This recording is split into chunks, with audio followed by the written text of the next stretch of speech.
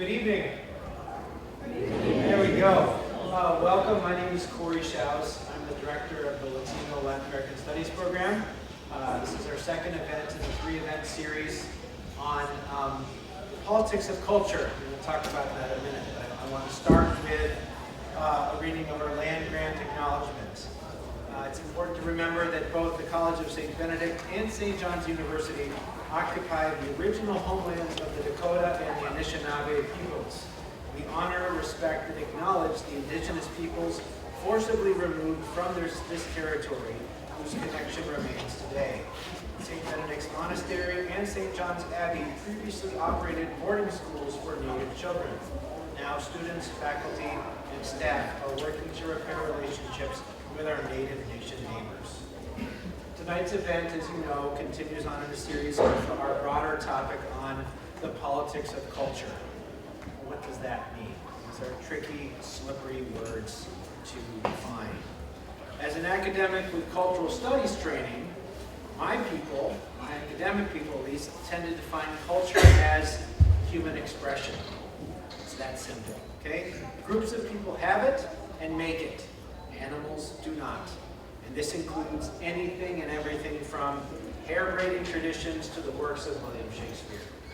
Add in the concept of politics. I was a poli-sci major a long time ago, and one of the definitions that I remember and that I like of politics is that of David Easton, who said that politics is the authoritative allocation of values.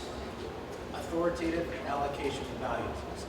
Who has the power to decide what the values are and who gets what? That's politics, right?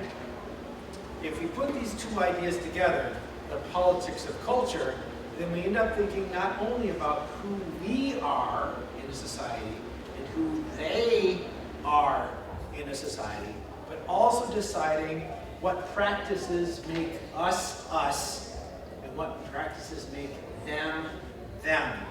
And we're also thinking about how we go about and what it means to decide, to prioritize, and to control access to things like resources, values, and identity. Who owns these things and who decides about these things? These are sticky but very important questions. Okay? Tonight's speaker is Dr. Kelly Bauer. She's going to talk to us about a country in South America, Chile, which in some ways bears striking resemblances to the United States, with a population that doesn't always want to know or know how to recognize or reckon with its indigenous past and present.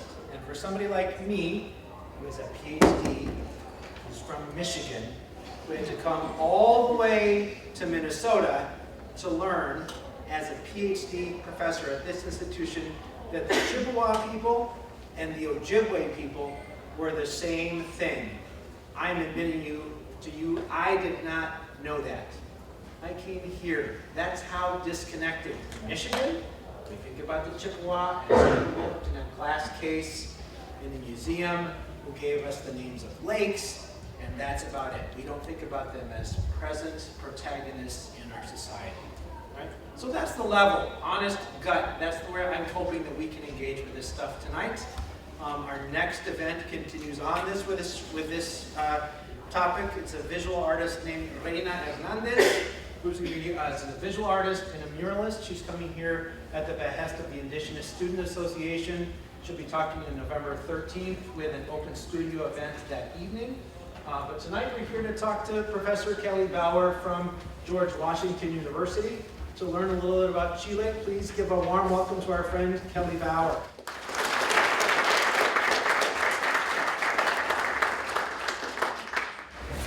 Thank you all. Can you hear me through the microphone or not? Ooh, I get to hold a mic? That's a tad scary. Okay, can you hear me in the back? Loud enough? Okay, and hopefully you're good at mic so I have a voice after a bit of time. So thank you for having me. It's really exciting to be back in the Midwest. I'm originally from Wisconsin, and we do this with Wisconsin. There's like fighting between Wisconsin and Minnesota, which looks like a min. And I spent the last 8 years in Nebraska.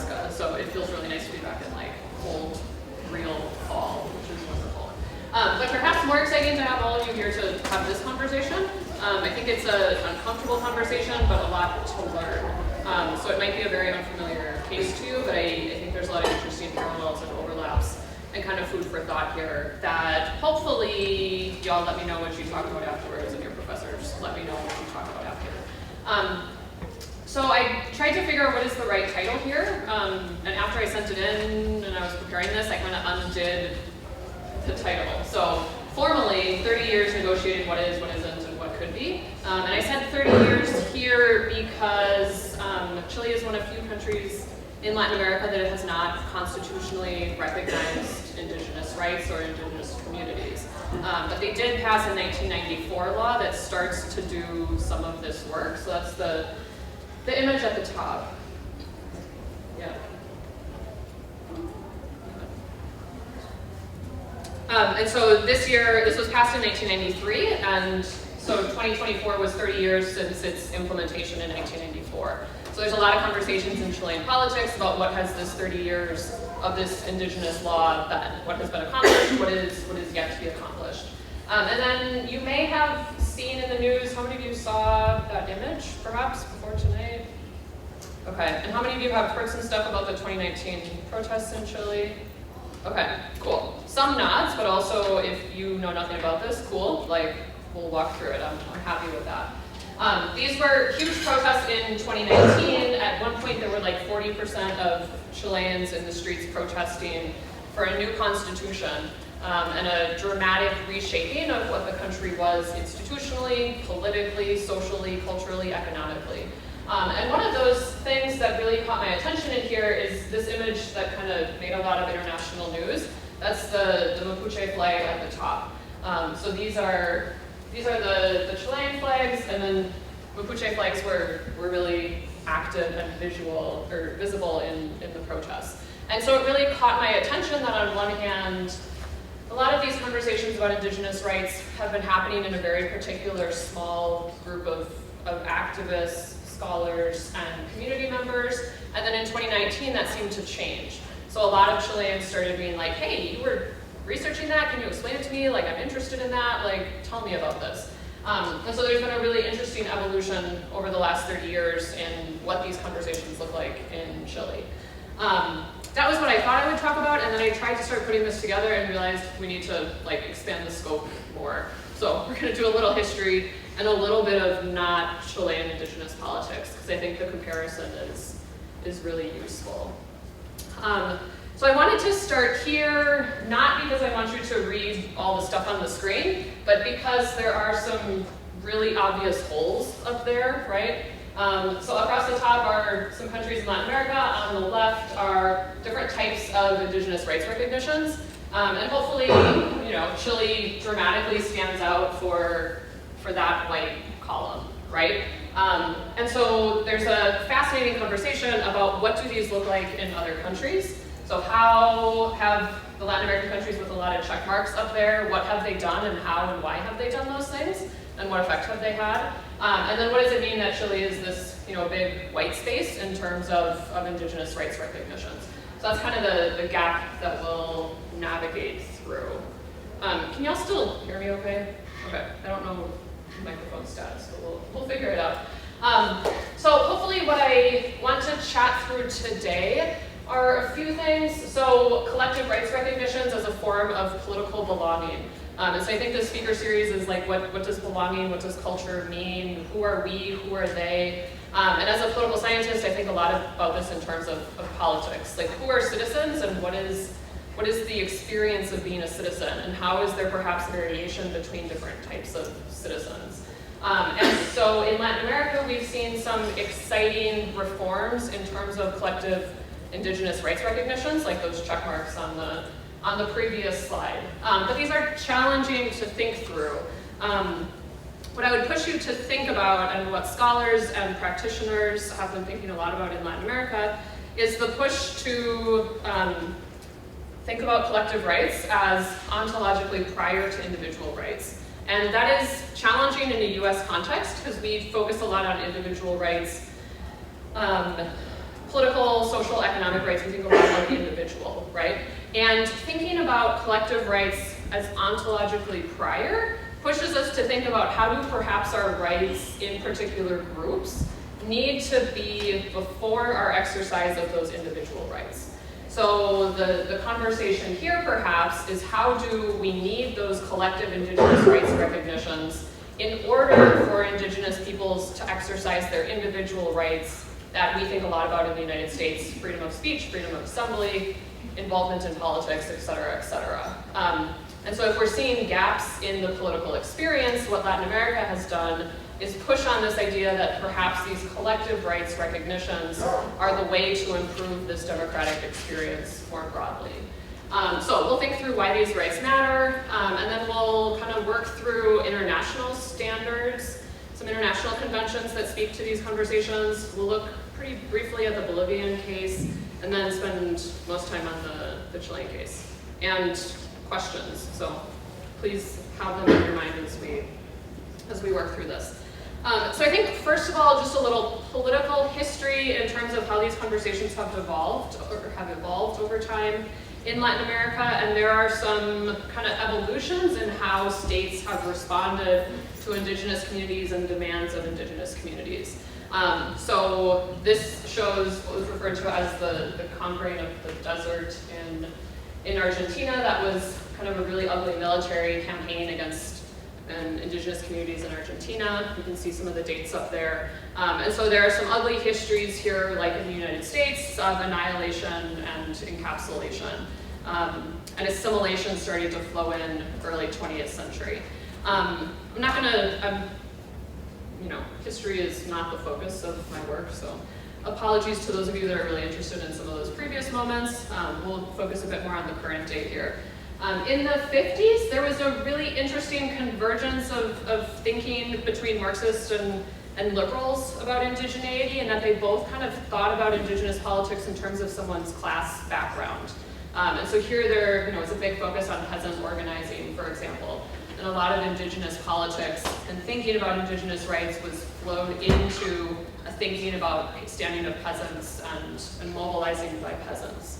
And so it was really starting 70s, 80s, 90s that the conversation in Latin America started to become much more active. How is there a typo? That should be late 1980s now. Super. So where the conversation really starts to change, so you might be familiar, a lot of Latin American countries, although not all, had military dictators second half of the 20th century. And so there was a big wave of democratization where countries were returning to democracy and rethinking, what is citizenship, what is democracy, how are we going to structure our government? And so there's been an interesting kind of way that Indigenous politics have flown into that. So first, we have what people refer to as neoliberal multiculturalism. And this is kind of a recognition of social and cultural rights of Indigenous communities, but not going to the extent of political or economic rights. And so this didn't really address redistribution, this didn't really address political representation. So there were some exciting reforms at the time in terms of linguistic, bilingual education, language in public government buildings, for example. So there were some interesting reforms, but there were limits, right? Countries were saying we will address these types of rights, but not these other rights. And so at this time, you get a lot of recognition of, again, Indigenous languages, Indigenous history, Indigenous culture. There's kind of a boom in ethnotourism, right? But not going to the point of talking about political or economic disparities, or even less, let's address some of those economic and political disparities. Related to that wave of neoliberal multiculturalism were a bunch of constitutional reforms. And so a lot of those are what's in that first slide, right? Of countries recognizing these waves of Indigenous rights. So again, imagine that says late 1980s on. So we get a lot of countries putting some of these reforms into their constitutions. There were concerns about that, but there were also some interesting progress that shows up on that previous slide.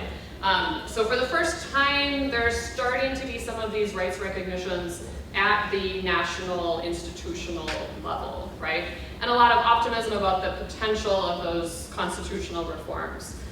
Where we're at now, perhaps, is in this plurinational movement and moment. And so this pushes us to think about multiple nations within one state and ensuring political rights for those nations. And so what this looks like is less of separation or less of nations becoming their own countries, like indigenous countries separating from the Chilean country, and more thinking about decentralization and degrees of local self-determination and local autonomies. And so, to be clear, this is not a conversation about Latin American countries separating, although some people start to go there in their political rhetoric. But again, rather about a decentralization and political empowerment at local levels of indigenous communities. So a lot of times this looks like co-management of resources, free, prior, and informed consent in development projects. So if a company or a country wants to build a road through recognized indigenous territory, what are the decision-making processes and rights of that community? Some in representation mechanisms, some self-governance mechanisms. And so that's very much where a lot of the conversation in the region is right now, this plurinational moment. I know there's a lot of text. We'll get away from the text once we go through some of this history. And I wanted to map some of those institutional reforms onto kind of what activists were calling for and what rights recognitions were being implemented. So again, during the Dirty Wars, a lot of times indigeneity was politically activated as a class-based identity. And we start to get some shifts, right, in this democratization moment as countries return to democracy out of military regimes. So in 1989, we get a really powerful international convention, ILO 169. Notice a bunch of years later, in 2007, we get UN Declaration on the Rights of Indigenous People. And so this was a powerful language and framework for a lot of indigenous activists to start using and leveraging to push for policy reform. There were really key marches in the early 90s that caught a lot of national attention. Again, in a lot of places, indigenous politics was not a big part of the national conversation. And so some key marches really pushed this into national politics. 1992 was also 500 years of resistance. And so there were a lot of marches in the region in 1992. The 1990s, there was a lot of focus of indigenous rights conversations in terms of electoral party politics. And so we see the formation of some indigenous rights political parties in some countries and kind of a focus on let's play the electoral game, right? Let's get a political party, let's get people elected. There were, again, with that neoliberal multicultural moment, there were some indigenous rights that were advanced during this period as they mapped onto neoliberal and decentralization reforms, and I'm happy to talk more about that. But for example, there was a big push in the 90s to focus on land titling. Property rights are pretty generally advocated for by a lot of international lending institutions as a way to promote development, and somewhat, although not entirely, map onto some indigenous rights demands to access territory, right? So there was some convergence of those neoliberal reforms with some indigenous demands, again, an uncomfortable mapping. In the 2000s, we saw some frustration with that focus on electoral politics. So there were gas and water wars in Bolivia that they were referred to. People protesting the impact of neoliberal reforms and like privatization of water, for example, became a huge focus. And people became really frustrated at the limitations of this electoral approach. So we get kind of an evolution of strategies. Right? 2006 was really important because of the election of Evo in Bolivia, and he writes a constitution that makes a lot of big international waves that we'll look at in a second. 2010s is where we start to get into this plurinational moment. So again, this recognition of diversity plus these political reforms to kind of facilitate degrees of autonomy and self-determination at the local level. Some examples of that. And then where are we now? Still kind of in a plurinational moment in terms of where a lot of activists and policymakers are pushing countries to implement reforms. But I think there's an important conversation about what rejection of these ideas in Chile brings to the conversation about where we're at in terms of Indigenous rights recognitions. So I just wanted you to see what some of this language looks like. So these are some portions of the UN Declaration on the Rights of Indigenous People. I think notice the focus on collective, notice the focus on autonomy or self-governance, and then notice the responsibility of the state to implement some of these things. So this is not Indigenous communities have the right to pursue, but rather there is burden on the state and responsibility on the state to take some of these actions is important language. Of course, it doesn't mean that states have necessarily done that, but I think in terms of the international framework, it's important to recognize. So some quick details on Bolivia. This is some of the opening portions of 2 Bolivian constitutions. So this is the 2009 one is the one that Evo implemented, and I highlighted some of the words that are key there. Notice the 67 one probably looks pretty familiar to the US Constitution, in that it says we have a representative democracy, here's these 3 branches of government. It sets up politics, right? The 2009 reform is a very different way of thinking about a constitution, right? So notice plurinationalism appears in there, free determination of peoples. The S on peoples is really important for recognizing multiple nations rather than just one understanding of the nation. And this collectively constructing. So rather, the idea on the left of this is how the government will be structured. On the right, we get more of a conversation about who the people are and what powers the people have, right? Different ideas of thinking about the structure of government, right? Some examples of how, so hopefully you look at this and say, interesting, but what do you do with that, right? Like, what do you do with creating a government with the language on the right? So just some examples to give you some ideas. Judicial pluralism is one way that Bolivia has implemented some of these degrees of self-determination. So saying this indigenous community has the right to establish their judicial processes. There's been a lot of processes to return indigenous territory, and again, degrees of authority in managing that. And then interesting reforms in terms of the election of Supreme Court justices to diversify who is part of the central judicial process. So I just wanted to give you some ideas of kind of how this has played itself out in Bolivia. Turning to Chile, so I think some key background. So keep in mind this is that white pole on the map, so there have not been the reforms that we've seen in other places in Chile. So to trace out a little bit of how that happened, Mapuche community stands out and is often cited as being the community that was not incorporated into the Incan or the Spanish Empire. And so there's kind of this mythology about who the Mapuche community is. I think really interesting and important to recognize that in 1641, there was this important treaty that ended the war between Mapuche and the Spanish Empire. That was a treaty signed between 2 political entities that recognized the sovereignty and authority of the other to enter into an international treaty. That was then violated, but at the time it was between 2 sovereign political entities. So it ended the war with the Spanish, established territorial autonomy of Mapuche community as a nation with full self-determination. And there were a lot of treaties after, fully more detailed, nuancing, changing the terms of that sovereignty, right? So a lot of activists will point back to the legitimacy of these treaties.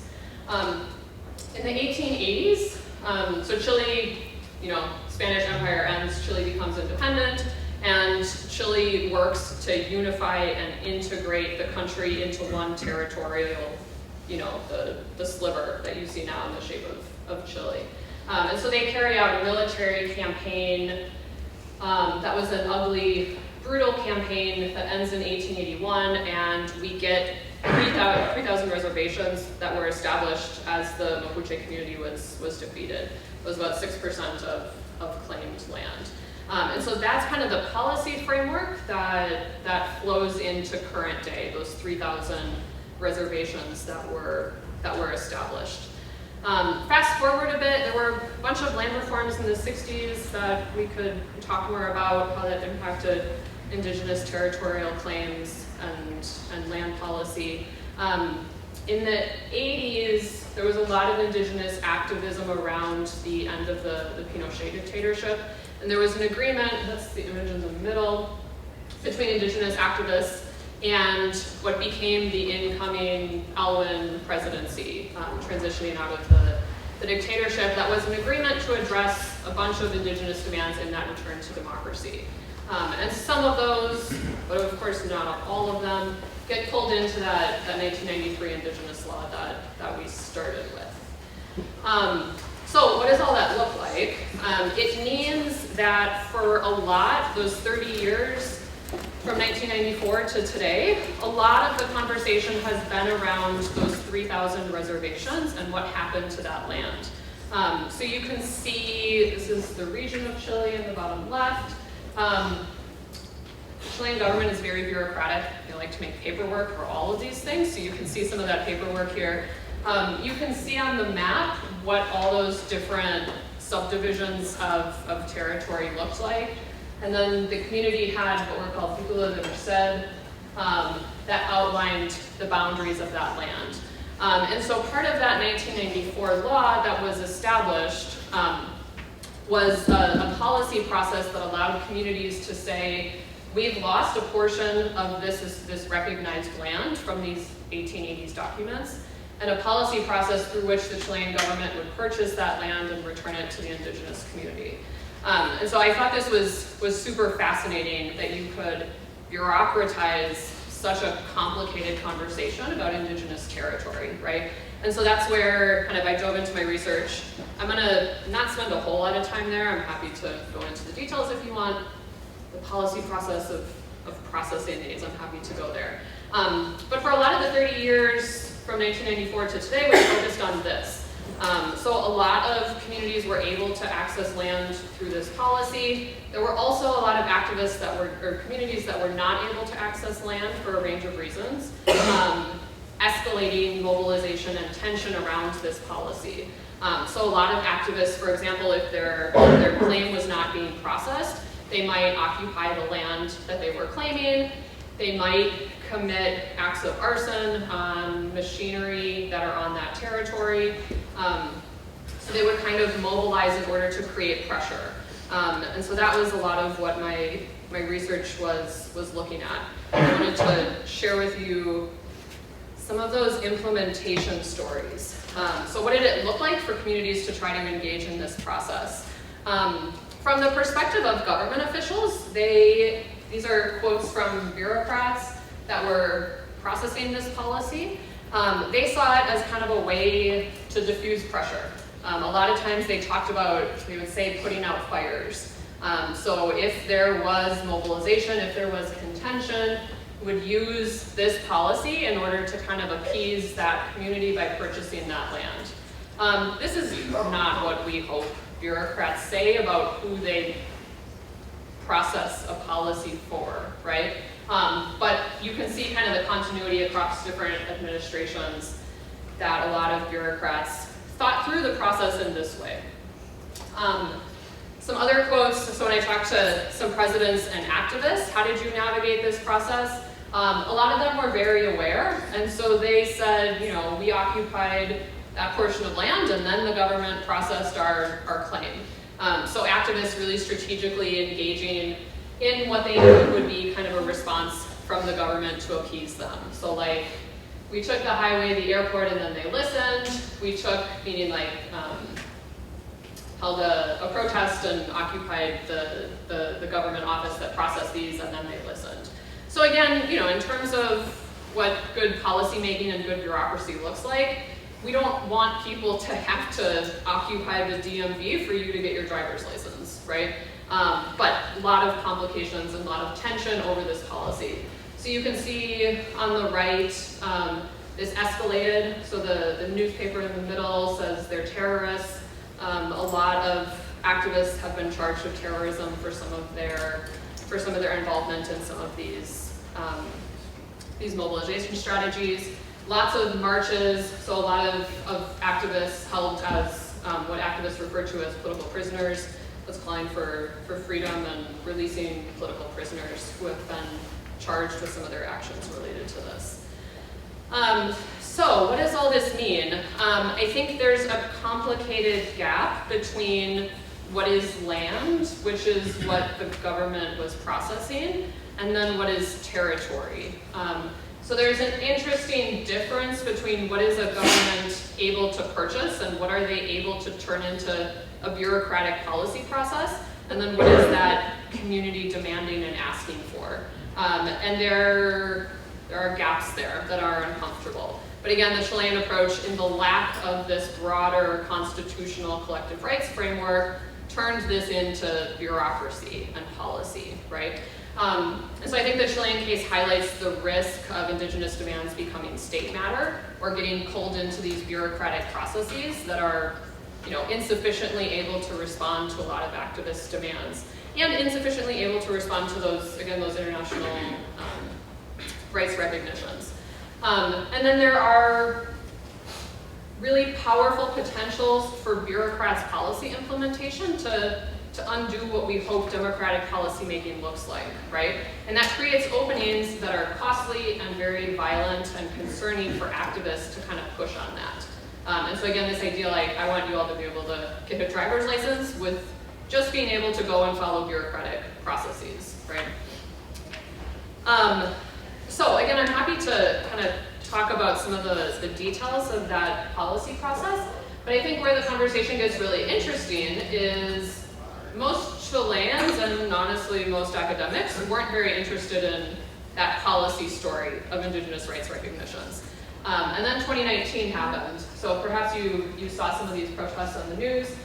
They started as Metro Fair protests, and then there was a really heavy-handed militarized police response that expanded the scope of contention, and pretty quickly Chileans were broadly calling for a redoing of the Constitution, rethinking political institutions, rethinking Chilean citizenship more broadly. And again, indigenous rights were really prominent in those protests. So you could see lots of indigenous flags. Lots of these conversations about indigenous rights flowed into the demands of protesters.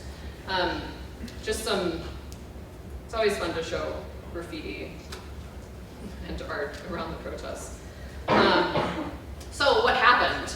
Did these protests make progress? So they're a bit, but also not really, is the complicated conclusion.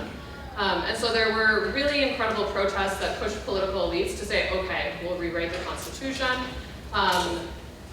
October 2020, 78% of Chileans said, yes, we want to rewrite this Constitution, and we want to do it by not current politicians. So 155 people were elected by citizens. They sat together for a year and rewrote a constitution. A lot of these indigenous rights recognitions were folded into what they spent a year drafting. And importantly, the elected head of the Constituent Assembly was Mapuche activist and scholar Elisa Loncon, who is super impressive and was kind of the head of the Constitutional Assembly. Within that, Boric was elected president, who kind of flowed out of the protests and was advocate for a lot of what the protesters were calling for. And so there was a lot of hope and excitement that there's a president that supports a lot of these changes, and there's an assembly rewriting the Constitution, right? 2022, 62% of Chileans rejected that. There's a lot of reasons we could talk about. Politicians said, okay, what now? They pulled together a council of experts. So they say, okay, let's not have the average person do this. Let's get politicians together. They wrote a new draft. 56% of people rejected that.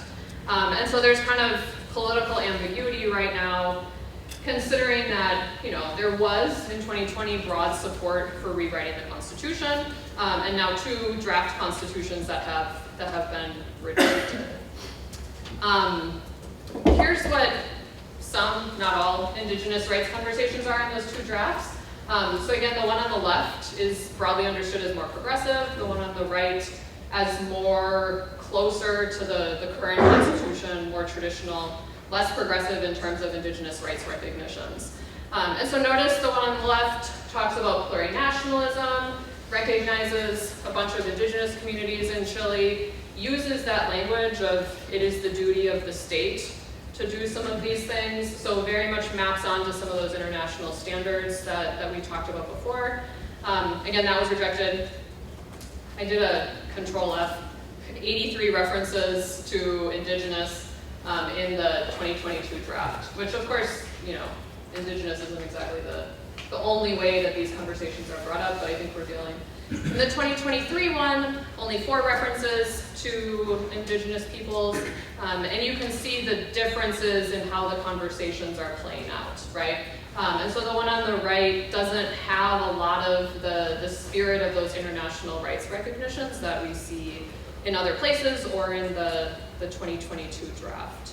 But again, both got rejected, right? And so where does this leave us?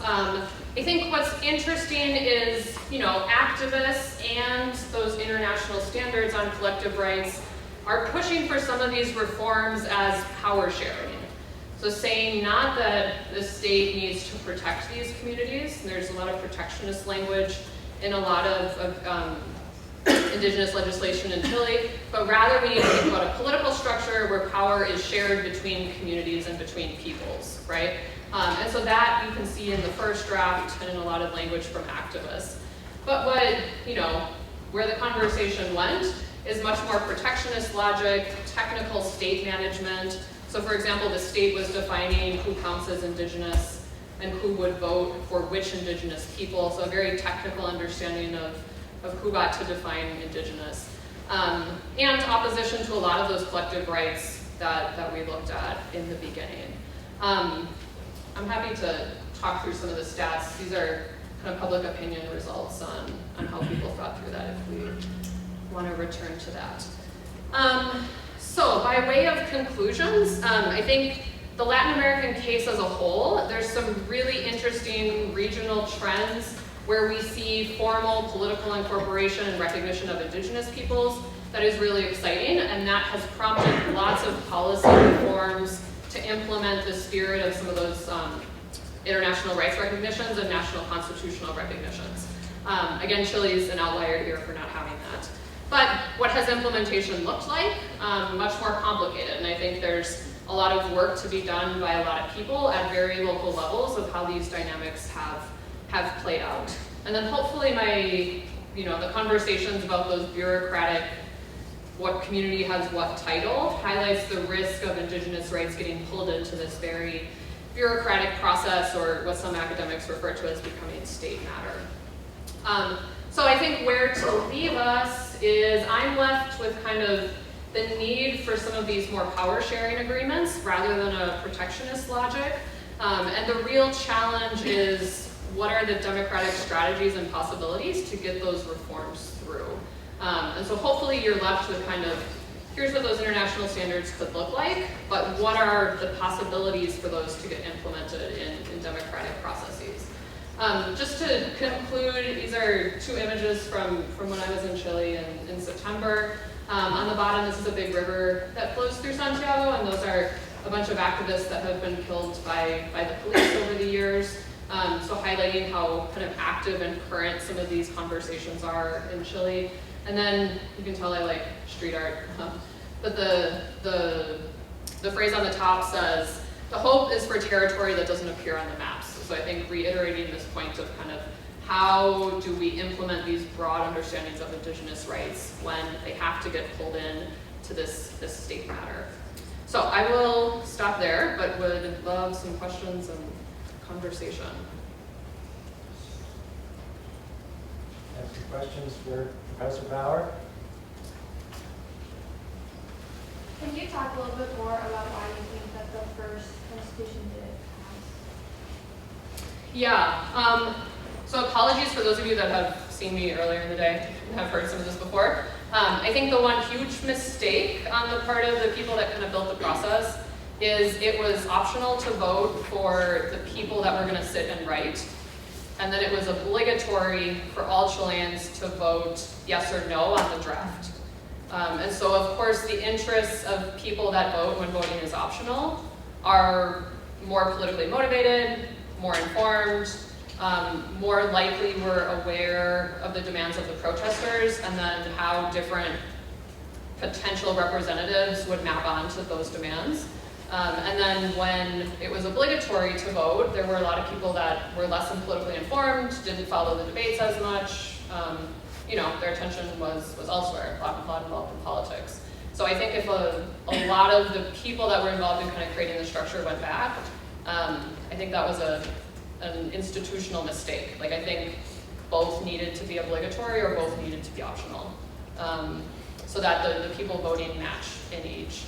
I think the other reason, there's a good opportunity to go back to this. The third, so that chart on the bottom is a survey of why did you vote no? And so the first answer is because the constituents carried out the process poorly. So there was a lot of critique of the professionalism of the 155 people that ended up there. There was some misinformation around that. The second reason is because it generated a lot of instability and uncertainty. So these were pretty dramatic reforms, and a lot of people thought, I'm trying to pay my bills, why do I care? If the country is plurinational, that's not gonna get me a retirement. That's not gonna get me out of my minimum wage job, right? And then the third reason is because of plurinationalism and indigenous autonomies. And so I think it's interesting that like the first substantive policy debate is indigenous rights, right? You know, I think this is a new conversation for a lot of people, and lots of people have never looked at this, right? And so, you know, if you see a draft constitution in front of you that talks about plurinationalism and you don't have kind of the context and the framework of what that looks like, that can be polarized really quickly. So yeah, those are my kind of big reasons of why people voted no for the first one. Thank you. What else?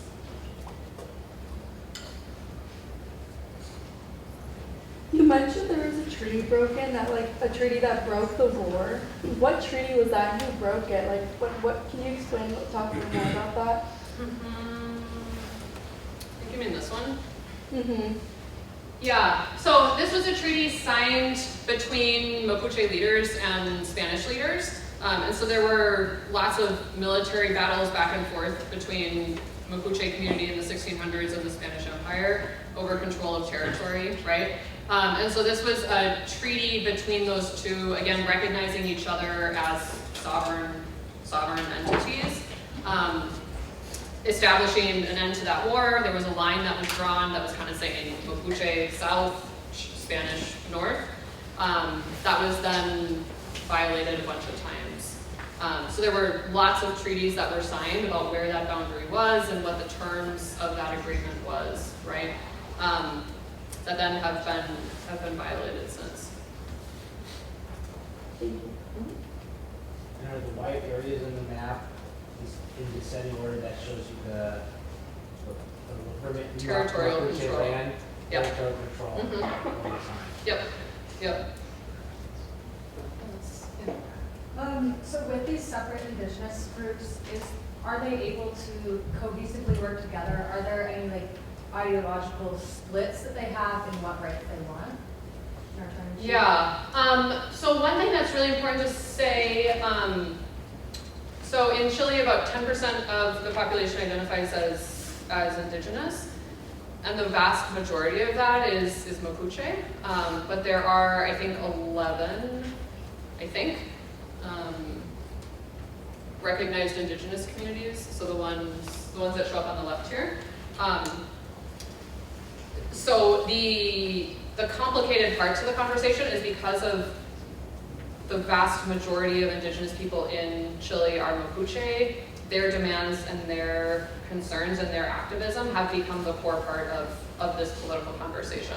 So it's really interesting. I did the Coachra community that was in very southern Chile.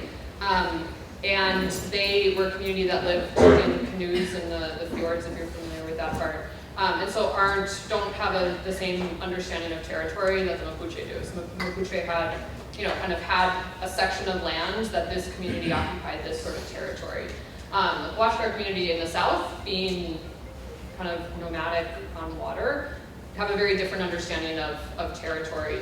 And so I had some really interesting conversations with some of their activists because they started to, in the 90s, advocate for territory because the policy was established for Indigenous communities to access territory, right?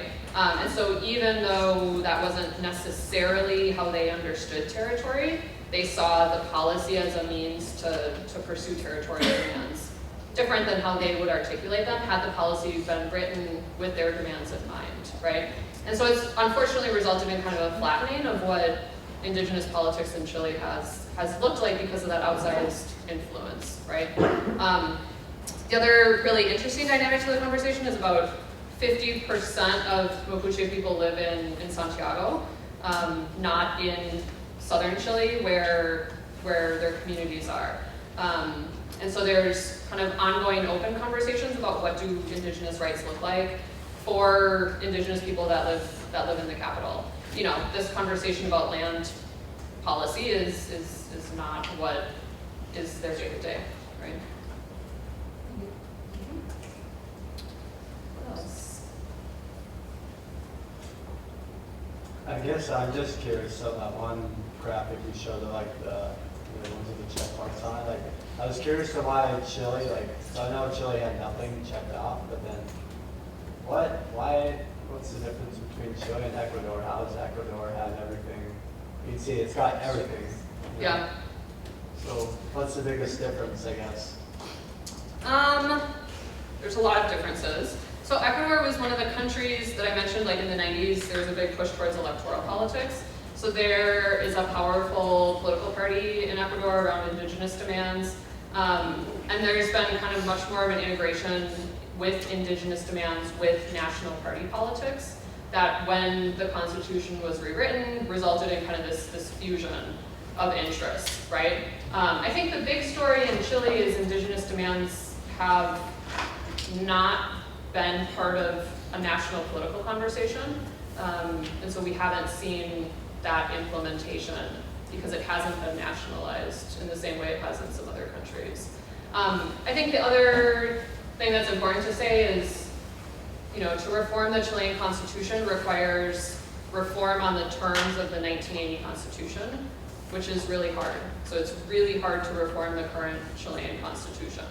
And so in other countries, there were easier or simpler reform processes.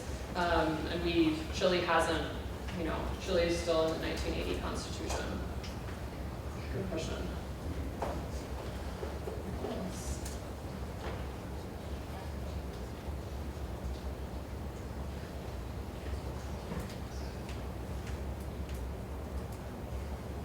What's going on in Uruguay?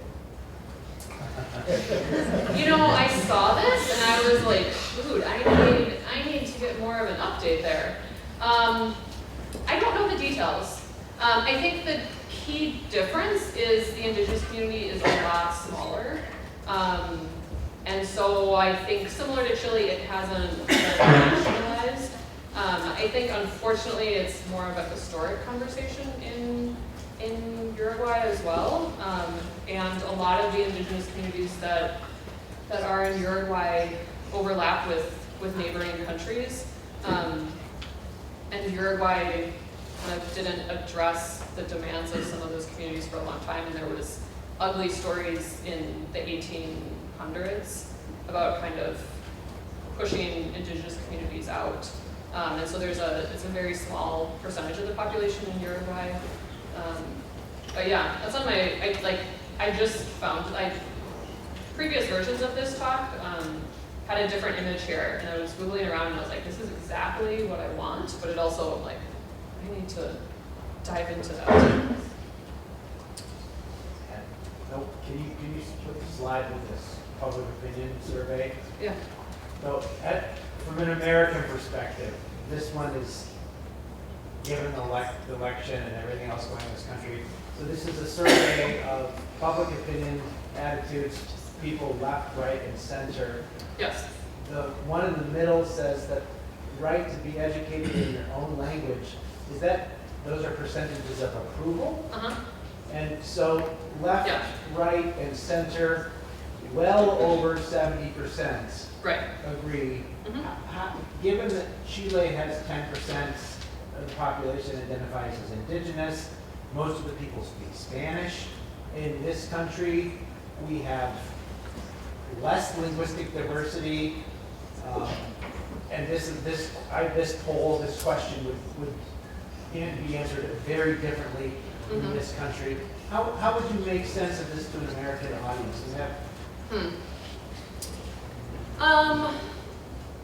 I mean, to me, it speaks of the difference between very specific versions of collective Indigenous rights recognitions that I think, if we say, should there be bilingual education in regions with a big Indigenous community, lots of people hopefully are supportive of that. Should we have recognition of Indigenous holidays?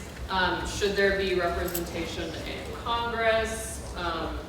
I think when we pick apart subsections of what Indigenous rights could look like, there's more support. And so I think the story from Chile is when we start to put language on it, like plurinationalism. That's a big ambiguous word that not a lot of people know what it means. And so we lose sight of kind of what the specific implementation of that would look like. And so, I think we'd be in a very different place if the Constitution had talked about these specific recognitions, Because I think the average Chilean would say, yes, let's have bilingual education in regions of the country where it's important to, and so on. So yeah, I think it's a difference between acceptance of the separate parts, but not of the broader language, the umbrella that it falls under. Well, let's give our guest a round of applause.